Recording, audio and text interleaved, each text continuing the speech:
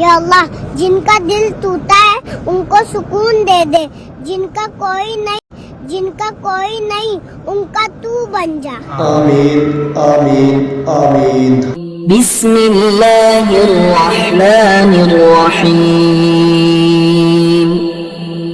अल्लाहु ला इलाहा इल्ला हुवल हय्युल क़य्यूम ला तअख़ुज़ुहु सिनतुन वला नौम